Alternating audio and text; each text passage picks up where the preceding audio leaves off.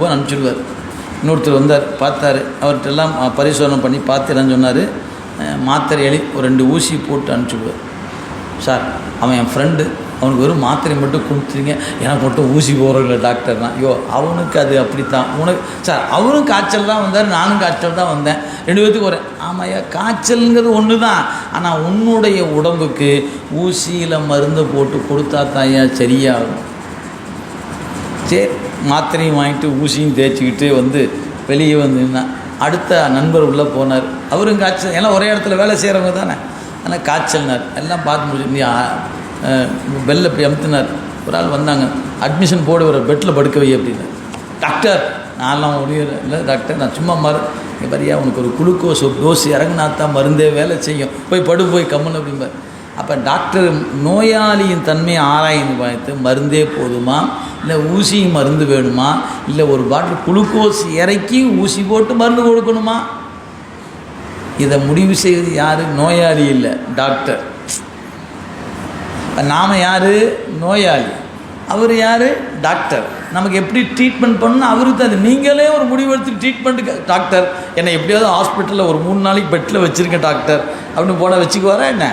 ஓ loose போய் அந்த பக்கம் வேற ஆளை பாரியா, நான் என்ன டாக்டர் நினச்சி யாருன்னு நினச்சிட்ருக்கிறேன், போ அந்த பக்கம் அமுச்சிட்டு வரா இல்லையா? நல்ல டாக்டர் இருந்தால் அப்படி தான் பண்ணுவார். இங்கே பாரு இந்த வேலையில் நான் பண்ண மாட்டேன், உனக்கு என்ன நல்லா இருக்கு நீ போ இந்த பக்கம் அப்படின்பார். அப்போ ஒரு ஒரு சாதாரண ஒரு நல்ல மருத்துவர் அப்படின்னா அவன் மருத்துவருக்கெல்லாம் மருத்துவனுங்க. அவன் நான் சும்மா அவங்கள போட்டு வாட்டி எடுத்துகிட்டு வரேன் என்ன? ஒருபோதும் செய்ய மாட்டான். அவன் நல்ல மருத்துவர். அதனால் நமக்கு இன்ப துன்பத்தை பார்த்து பார்த்து எவ்வளோ டோஸ் ஏற்றுமோ அந்த டோஸ் மட்டும்தான் ஏற்றுவார். 3 ml 3 ml தான், 4 ml 4 ml தான். அதுக்கு மேலே ஒரு சேரி விடு சீக்கிரம் குணமாகட்டுன்னு ஒரு 5 ml ஏற்றிட்டு வர என்ன? மருந்து ஒரு டோஸ் சேர்த்துனா வேறு மாதிரி ஆகிப்போடும் தெரியுமா உங்களுக்கு? இந்த அறுவை சிகிச்சை பண்ணும்போது அனஸ்தீசியான்னு ஒன்று கொடுப்பாங்க. அந்த டோஸ் கொஞ்சம் மாறி போச்சுன்னு ஏன்னா பைத்தியமே ஆகிடுங்க, எந்திரிச்சே வர மாட்டாங்க. நான் வச்சுக்கோங்க, அதுக்கு தனி படிப்பு. இன்றைக்கும் நீங்கள் உங்களுக்கு தெரிஞ்சவங்க யாராக இருந்தால் கேட்டு பாருங்கள். மருத்துவமனைக்கு போனோடனே அதை படித்து அந்த துறையில் வல்லுன்னு ஒருத்தர், அவர் வந்து தான் அந்த உடம்புல அந்த இன்ஜெக்ஷன் பண்ணுறது அவர் தான் பண்ணுவார். அவர் பண்ணி முடித்த பிறகு டாக்டரை வந்து கிழித்து தைச்சி பண்ணுற எல்லாத்தையும் முடிப்பார். அந்த மருந்தினுடைய அளவீட்டு முறை மாறுச்சுன்னா இந்த பைத்தியம் மயக்கத்தில் விழுந்தவர் மயக்கத்திலே விழுந்துருவார், திருப்பி மேலே ரெக்கவரியே ஆக மாட்டார். அப்படி ஆகாமலே இறந்து போனவர்கள் பலர் மறந்துடாது. அவ இறைவன் அந்த மருத்துவர் அறிவில் நின்று அந்த டோஸை கரெக்டாக கொடுக்கணும். ஒரு டோஸ் ஒரு அமுத்து சேர்த்தி அமுத்துனாரு, நம்ம கதை முடிஞ்சு போச்சு. நினச்சிங்க, சும்மா நினச்சிட்டு இருக்கீங்களா? ஹாஸ்பிட்டலுக்கு போகிறோன்னா சாதாரண வேலை இல்லைங்க. ஒவ்வொரு துறையிலும் அப்படி ஒரு கண் பார்த்து பார்த்து பார்த்து செய்யப்படுகிறது. அது மாதிரி இறைவன் நமக்கு பார்த்து பார்த்து கொடுத்ததுங்க. இந்த பிறகு அவன் பார்த்து கொடுத்ததான். அதான் சொல்றார், எனவே எல்லாம் ஒருவுடை ஒப்பாய் தான் உள்ளவாறு உண்டாய். அதுக்கப்புறம் ஆர்வமாய் எல்லா உயிரும் ஆர்த்து உருவுடைய மாமணியை உள்நடக்கும் மானாகம் வன்னி தான் மறைக்கும் வன்னிதனை தான் அடக்கும் காட்டக தகுதியும் போல் ஞானத்தின் கண்ணை மறைத்த கடிய தொழில் ஆணவத்தால். அந்த உரை பாருங்க, உயிர்களுடைய ஞான கண்ணை மறைத்த கொடிய தொழில் உடைய ஆணவத்தால். ஆணவம் என்ன பண்ணுச்சு? ஞானம் என்ற கண்ணை மறைத்தது. அந்த கண் மறைத்ததுனால என்னாச்சு? என்னும் சொல்றார், என்னும் செயல் மாண்ட எவ்வுயிர்க்கும். அறிவை மறைத்ததுனால அறிவாற்றலும் இழந்தோம், செயலாற்றலையும் இழந்தோம். அப்போ மிச்சம் இருக்குது ஒன்றே ஒன்று, அதையும் சேர்த்திக்கணும். எது? விருப்பாற்றல். அப்போ ஞானம், கிரியை, இச்சை, 3. இச்சை பற்றி பேசலை, அதனால் நீங்கள் மறைக்கலைன்னு நினச்சிடக்கூடாது. இச்சையும் சேர்த்தி தான் மறைக்க. 3 பொருளை 2 சொன்னால் 1 வருவித்து கொள்ள வேண்டும். இதுக்கு உபயிலக்கணம்னு பேர். தொடர்புடைய பொருளை 1 சொன்னால் இன்னொன்றை வருவித்து கொள்ளணும். இதுதான் இலக்கண முறை. அந்த வகையில் மனம் அப்படின்னு சொன்னால் மனம், புத்தி, சித்தம், அகங்காரத்தை சேர்த்திக்கலாம். இங்கே ஆணவம் சொல்லி கண்மம், மாயை சேர்த்திக்கலாம். ஏன்னா தொடர்புடைய பொருள் என்பதுனா அந்த மாதிரி இங்கே எண்ணும் செயல் மாண்ட எவ்வுயிர்க்கும் அந்த பெருமான் என்ன பண்ணியிருக்கிறார்? உள்நாடி கட்புலனால் காணாதார் தம் கை கொடுத்த கோலே போல். இறைவன் என்ன உபகாரம் பண்ணியிருக்கிறாருன்னு இந்த பாட்டு சொல்லுதுங்க. இந்த வரி சொல்லுது பாருங்கள். அதாவது அறிவையும் செயலையும் இழந்த யாருக்கு? எல்லா உயிருக்கும். ஸோ நாம் எல்லாம் ஒரே கேட்டகரி தான், மறந்துடக்கூடாது. எல்லா உயிர்க்கும் என்ன பண்ணார் இறைவன்? ஆய்ந்து ஆய்ந்து ஆய்ந்து ரொம்ப கவனமாக பார்த்து பார்த்து என்ன பண்ணாராம்? சரி பாவம், இவன் வேற கண்ணை இழந்து குருடனை போல் இருக்கிறானே இவன். ஏன்? ஆணவ மலத்தால் கண்ணை இழந்துருக்கிறோம். எது? ஞானம் என்கிற கண்ணை இழந்து நிற்கிறோம். அதனால் அவருக்கு என்ன பண்ணலாம்? கண்ணை இழந்தவனுக்கு முதல் உதவியாக என்ன பண்ண? ஒரு கோல் கொடுக்கலான்னு கொடுத்தாராம். அப்புறமேலு அறுவை சிகிச்சை பண்ணி கண் பார்வையை நீக்க முதல் தேவை என்ன? ஒரு கோலை கொடுக்கலான்னு கொடுத்தாராம். அந்த கோல் எது? அதுதான் இந்த உடம்பு. எனவே குருட்டு பயலாக இருக்கிற நமக்கு ஒரு கோல் கொடுத்தார் இறைவன். அந்த கோல் எது? உடம்பு என்கிற கோல். அப்போனா என்ன அர்த்தம்? கோல் இல்லாத போது குழியில் விழுந்தது தப்பு இல்லை. கோல் கையில் வச்சுக்கிட்டே போய் குழியில் விழலாமா? அது தப்பு. அதுதான் சொல்கிறார். அப்படியே உரை பாருங்கள். இறைவன் கருணையினாலே அவ்வுயிர்களின் இச்சையை ஆராய்ந்து பார்த்து கண்களால் பார்க்க இயலாத பிறவி குருடர்களுக்கு இரக்கம் கொண்டு உதவி செய்வார்.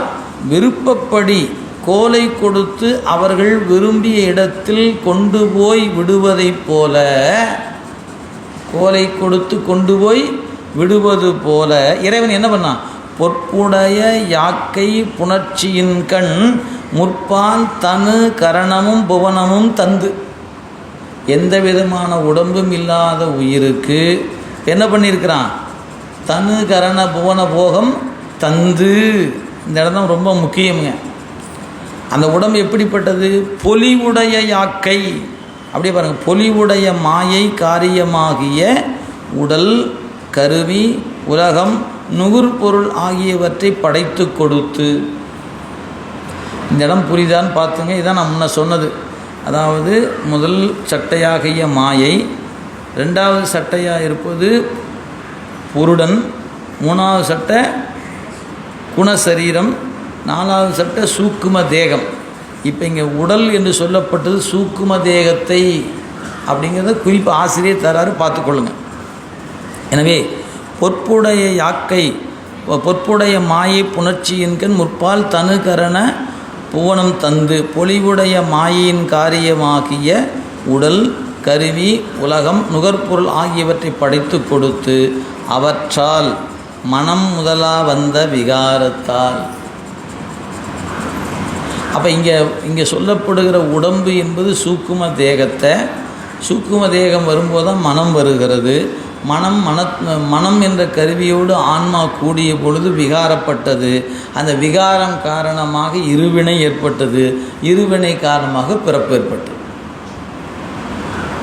அப்படியே உரை பாருங்கள்.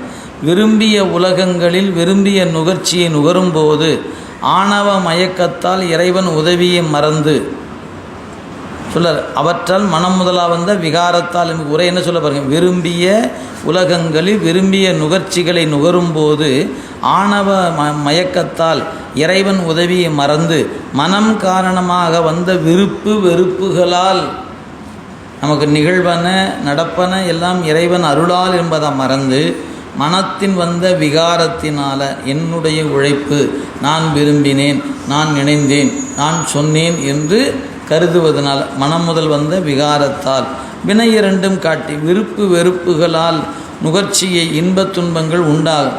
அவற்றால் வரும் புண்ணிய பாவங்களில் உண்டாகும் முறையை காட்டி அதனால் பிறப்பு ஆக்கி, அதனால் பிறப்பை நமக்கு கொடுக்குறான். எனவே அப்புண்ணிய பாவங்களால் மீண்டும் பிறக்கும் பிறவியை உண்டாக்கி கை கொண்டு மீட்டறிவு காட்டும் வினை போற்று. இவ்வாறு முதல் பிறப்பை கொடுத்து நம்மை கருணையோடு ஆட்கொண்ட இறைவன் திருவடி எம்மை போற்றி காப்பதாக, அல்லது இறைவனுடைய கருணைக்கு வணக்கம் என்பது சொல்லப்பட்ட மூன்றாவது வணக்கம்.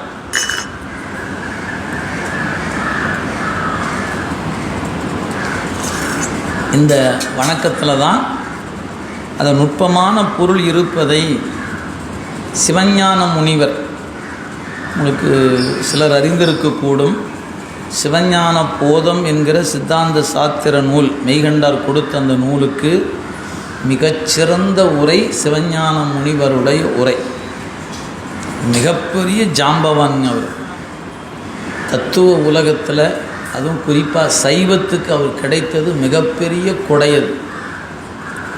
அது அவரை விரும்பி நோக்கி பார்த்தா தான் புலப்படும். அது வரைக்கும் சிவஞான முனிவர்னால் யாருன்னே தெரியாது. ஆரியா அவர் ஏதோ புதுசாக ஒரு பேர் சொல்கிறாரே அப்படிங்கிற மாதிரி தோணும். என்ன பண்ணுறது, இப்போ தானே வந்திருக்கணும், தத்துவ வகுப்புக்கு வந்திருக்கிறோம். கேட்க கேட்க அவரை பற்றி கொஞ்சம் தெரிஞ்சுக்கலாம். அவர் எழுதிய உரை தான் மிகச்சிறந்த உரை சிவஞான போதத்துக்கு. அது பேர் பாடியம் என்று பெயர், சிவஞான மாபாடியம் என்று பெயர். அந்த மாபாடியத்தில் சிவஞான முனிவர் 2ஆம் நூற்பாவுக்கு உரை எழுத தொடங்குகிறார். இதில் யாராவது சைவ சித்தாந்தத்தை முன்கூட்டியே படித்து வச்சுருந்தீங்கன்னா இப்போ நான் சொல்கிற செய்தி கல்கண்டு போல் இருக்கும் இல்லையா. நான் இப்போ தான் முத வகுப்புக்கு வந்திருக்கிறேன், சிவஞான போதமெல்லாம் நான் படித்ததில்லை அப்படின்னா பின்னாடி உங்களுக்கு இது பயன்படும். எப்போ சிவஞான போதம் இந்த வகுப்பில் அடுத்த வருஷம் நடத்துவோம், அப்போ பயன்படும். சரியாக போச்சு. நீங்கள் அடுத்த வருஷம் நடத்துறதுக்கு இப்போவே சொல்லி வச்சா, நேற்று சொன்னதே எனக்கு ஞாபகத்துக்கு வராது, நீங்கள் வேறு அடுத்த வருஷம் சொன்னார். அந்த தடவை அன்றைக்கி ஒரு தடவை சொல்லுவோம், சரிங்களா. இதே கருத்து அங்கேயும் சொல்லுவோன்னு வச்சுக்கோங்க. இருந்தாலும் இப்போ சொல்லி வச்சோம்னா புதுசாக இருக்காது, ஏற்கனவே கேட்டதாச்சின்னு கொஞ்சம் புரிஞ்சுருக்கும். அதுக்காக போய் சொல்லி வைக்கிறது தான், வேறு ஒன்றும் இல்லை. நீங்கள் சிவஞான போதம் அந்த நூலை எடுத்திங்கன்னு வச்சுக்கோங்களேன், ஒவ்வொரு நூற்பாவுக்கு கீழே ஒரு கருத்துரை இருக்கும். எப்படி இப்போ சிவபுராணம் அப்படின்னு ஒரு கருத்துரை இருக்குது தெரியுங்களா உங்களுக்கு. கீழே எழுதியிருப்பாங்க, சிவனது அனாதி முறைமையான பழமை.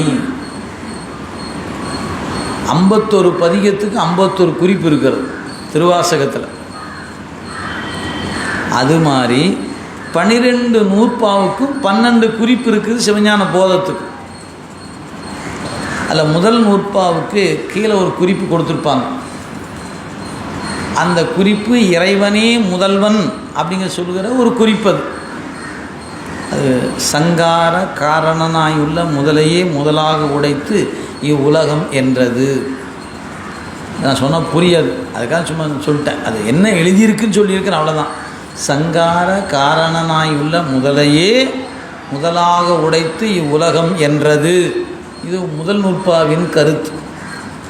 சரி, 2ஆம் நூற்பா என்ன சொல்லுது அப்படின்னு படிச்சிங்கன்னா, அவையே தானேயா இருவினையின் போக்கு வரவு புறைய ஆணையின் நீக்க மர நிற்கும் அன்றே. இது சூத்திரம். இந்த சூத்திரம் என்ன சொல்லுது கீழே எழுதினார், புனர் உற்பவம் வருமாறு உணர்த்துதல் முதலிற்று.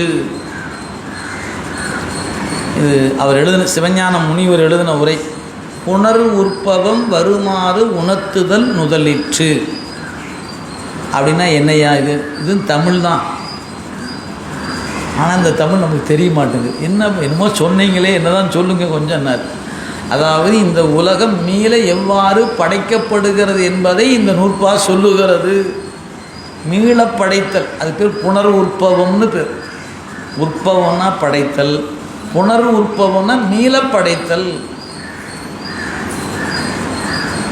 இந்த கோயில் பத்திரிகைகள்லாம் பார்த்தீங்கன்னா தெரியும், கும்பாபிஷேகம் அப்படி புறநூறுதான கும்பாபிஷேகம் எழுதுவோம். அப்படின்னு தான் பழைய கோயில் சின்ன சின்ன வேலையை செய்து மீண்டும் புதுப்பிக்கப்பட்டு குடமுழுக்கு நடக்குன்னு பேர். அதுவே புதிய கோயிலாக இருந்துச்சுன்னா அந்த பேர் இருக்காது. புதிய கோயில் அப்படிங்கிற செய்தியை அதில் கொடுத்துருப்பாங்க. இது வடமொழி சொல் தான், எனவே அப்படி இருக்குங்கிறத நீங்கள் பார்த்துக்கொள்ளலாம். அது மாதிரி 2ஆம் நூற்பா என்ன சொல்லுதுன்னு கேட்டால், புனர் உற்பவம் வருமாறு உணர்த்துதல் முதலிற்று. இது மெய்கண்டார் கொடுத்தது. இதற்கு உரை எழுதணும் யார்? சிவஞான முனிவர். அவர் இந்த உரைப்பகுதி எடுக்கும்போது என்ன தெரியுமா பண்ணார்? இந்த உலகம் திரும்ப படைக்கப்படுகிறது என்று இந்த நூல் சொல்லுகிறது அப்படின்னு சொன்ன வந்தவர் அவரே ஒரு கேள்வி எழுப்பினார். எங்கே மீள படைக்கப்படுகிறன்னு சொல்கிறாரே, ஏன் இப்படி சொல்லணும்? இந்த உலகம் முதலாக இவ்வாறு படைக்கப்பட்டதுன்னு சொல்லலாம் இல்லை? உலகம் முதலாக இவ்வாறு படைக்கப்பட்டதுன்னு என்று சொல்லாமல் புனர் உற்பவம் வருமாறு உணர்த்துதல் என்று ஏன் சொல்லணும்னு கேள்வி அவரே கேட்டுக்கிட்டார். எப்பவுமே அருளாளர்கள் நமக்கான கேள்வியை அவங்களே கேட்டு விடையும் அவங்களே சொல்லிடுவாங்க. அது மாதிரி முனிவர் அவரே ஒரு கேள்வி கேட்டுட்டு விடை எழுதினார். அந்த விடை என்ன இங்கே இருக்குது. இப்போ நாம் பாட்டுக்கான பொருளை ஒருவாறு பார்த்துட்டோம். எவ்வளோ செய்தி தேவையோ தேவையானதை பார்த்துட்டோம். இந்த தேவைக்கு மேலே ஒரு குறிப்பு இருக்கிறது. அந்த குறிப்பை தான் இப்போ அவசியம் பார்க்கணும். ஏன் இப்போ பார்க்காம விட்டுட்டுனா திரும்பி படிக்கவே மாட்டோம். ஏன் அடுத்த வகுப்பு அடுத்த பாட்டு அடுத்த வகுப்புன்னு போனோம்னா இந்த புத்தகத்தை வீட்டில் பத்திரமா வச்சோம்னா திருப்பி எப்போ படிப்புன்னு தெரியாது. அதனால் இந்த நூலில் கீழே கொடுக்கப்பட்ட குறிப்பை ஒரு முறை நாம் என்ன பண்ணணும்? அவசியம் ஒரு குறிப்பை கவனித்து கொள்ளுதல் நமக்கு வேண்டும் அப்படிங்கிறத பார்ப்போம். எனவே மனம் முதலால் வந்த விகாரத்தால் வினை இரண்டும் காட்டி அதனால் பிறப்பாக்கி கை கொண்டு மீட்டறிவு காட்டும் வினை போற்றின்ட்டோம். இது வரைக்கும் பாட்டுக்கான பொருளை படித்தாச்சு. இப்போ உங்கள் புத்தகத்தில் 19வது பக்கத்தில் 3வது பத்தி பாருங்கள். சிவஞான போதம் அப்படின்னு தொடங்குகிற ஒரு பத்தி இருக்குது பாருங்கள்.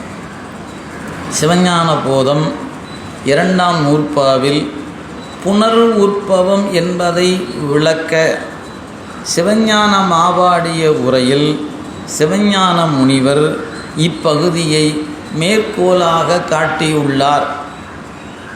எதுக்காக படிக்கிறோம், என்ன வாங்கி கொள்ள முடியும்னு பாருங்கள். முதல் உற்பவம் வருமாறு உணர்த்தாது புனர் உற்பவம் வருமாறு உணர்த்துவது என்னை? இதான் வினா. எங்கள் ஆசிரியராகிய மெய்கண்டார் முதல் உலகம் இவ்வாறு படைக்கப்படுகிறது என்று சொல்லாமல் மீண்டும் உலகம் எவ்வாறு படைக்கப்படுகிறது என்று ஏன் சொன்னார்? இதுதான் உரைங்க. இந்த வரிக்கு உரை தான். எங்கள் ஆசிரியர் மெய்கண்டார், என் குருநாதர், அவர் என்ன சொல்லியிருக்கணும்? 2ஆம் நூற்பா முதல் உற்பத்தியை சொல்லுகிறதுன்னு சொல்லாமல் அடுத்த உற்பத்தி என்ன என்று எப்படி என்பதை சொல்லுகிறேன் ஏன் சொன்னார் அப்படின்னு அவர் கேள்விக்கு இவர் பதில் சொல்கிறார். அந்த கேள்வி இவரே கேட்டுக்கிட்டார், இவரே பதில்னு சொல்கிறார். பாருங்கள். எனின் என்னை ஏன் அப்படின்னு கேட்டிங்கன்னா, எனில் பிரபஞ்சம் அனாதியாகலின். இப்போ இந்த உலகம் படைக்கப்பட்ட போது நம்ம அறிவுக்கு அது எட்டாத காலத்தில் படைக்கப்பட்டு இருக்கிறது. முதல்ல இறைவன் இப்போ தத்துவ கூட்டத்தை இப்படிலாம் படைச்சாருன்னு சொன்னோம்னா என்ன சொல்லுவோம்? நீங்கள் இருந்து பார்த்தீங்களா சார்? என்ன இருந்து பார்த்த மாதிரியே பேசுகிறீங்க? நான் பார்க்கலப்பா. அப்புறம் என்ன சார் சொல்கிறீங்க? அப்போ எப்படி இனி வருகிற உலகம் எப்படி படைக்கப்படும் சொன்னால் இதுபோல் முதல் உலகம் படைக்கப்பட்டது என்று உய்த்து உணர்க. அதுக்கு தான் இங்கே விடை எழுதுகிறார். பாருங்கள். நம்மனோரால் அரிய வாராமையானும் பிரபஞ்சம் அனாதியாகலானும் நம்மனோரால் அரிய வாராமையானும் ஒடுங்கிய பின் உளதாமன்றே. நம்ம அறிவுக்கு முதல் படைக்கப்பட்ட நம்ம அறிவுக்கு தெரியாது. ஆனால் அடுத்து படைக்கப்படுவது இப்படித்தான் என்று சொல்வதன் மூலமாக முதல் உற்பத்தி இப்படித்தான் இருக்கும் என்று சொல்லிவிடலாம்.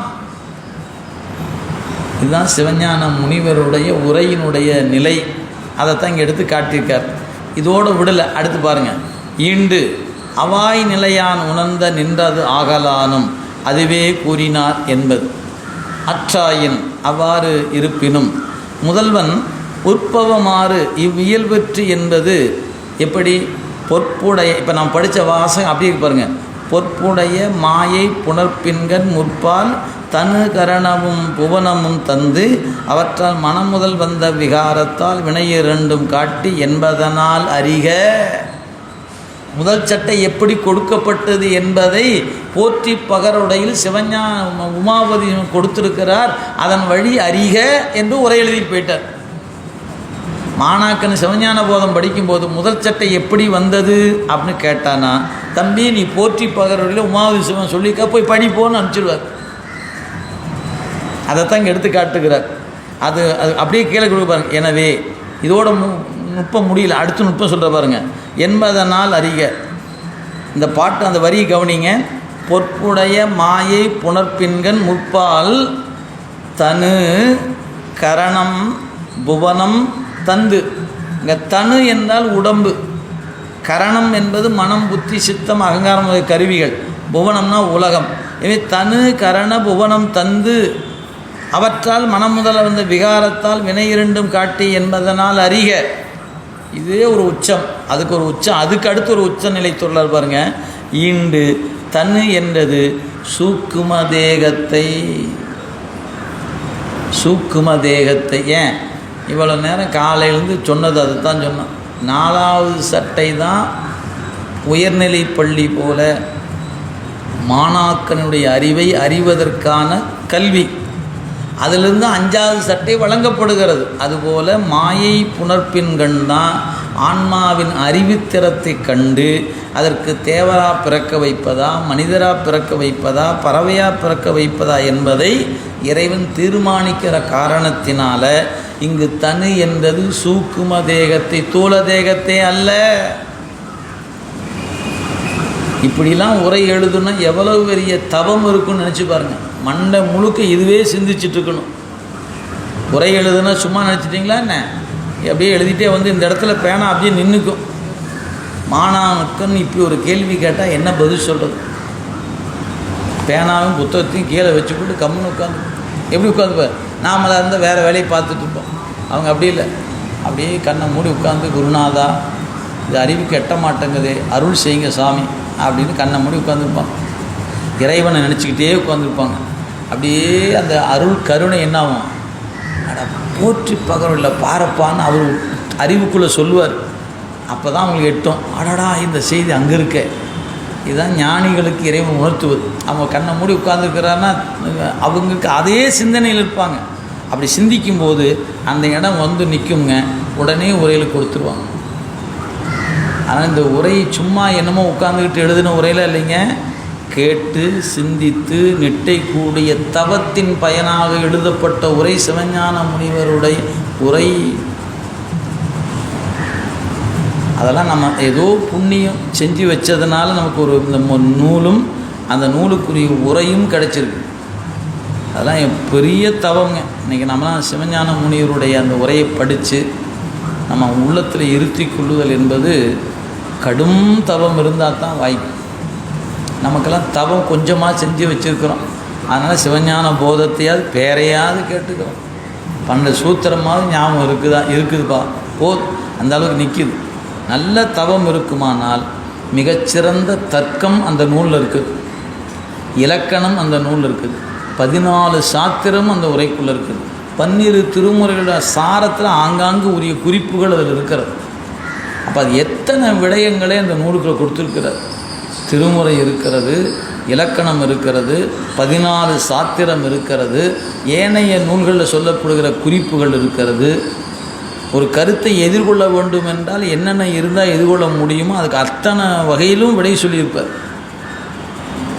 சிவஞான முனிவருடைய மாவாடியத்தை படிச்சிட்டிங்கன்னா உலகத்தில் நீங்கள் எந்த சமய கோட்பாட்டையும் எதிர்கொண்டு உங்களால் வாதாட முடியும், சைவத்தை நிலைநாட்ட முடியும் தடுமாற்றம் இல்லாமல். ஆனால் அதுக்கு ரொம்ப அறிவு, ரொம்ப கூர்மை தேவை. திரும்ப திரும்ப திரும்ப சொல்லப்படுவது தானுங்க, நல்ல தவம் செய்யும். 5 எழுத்து மந்திரத்தை நிறைய சொல்லணும். இந்த மந்திரத்தை சொல்ல சொல்ல சொல்லத்தான் இந்த மாதிரி நூலை படிக்கும்போது அறிவுக்குள்ளே போய் இது தங்கி கிடக்கும். இல்லைன்னா தங்குதல் கடினமாக போயிடும். அதனால் குறிப்பிடுகிற இங்கே மனம் என்பது, இங்கே தனு என்பது ஈண்டு சூக்கும தேகத்தை. படித்ததே படித்தோம், அந்த பற்றியும் முழுசையும் படிச்சிடும் பாருங்கள். இங்கே தனு என்ற சூக்கும தேகத்தை மனம் முதலாய், மனம் காரணமாய் என்க என்பது மாபாடியம். போற்றி பகருடை இப்பகுதியில் இப்போ தான் நமக்கு தெரிஞ்ச ஸ்லாங்கில் சொல்றார்.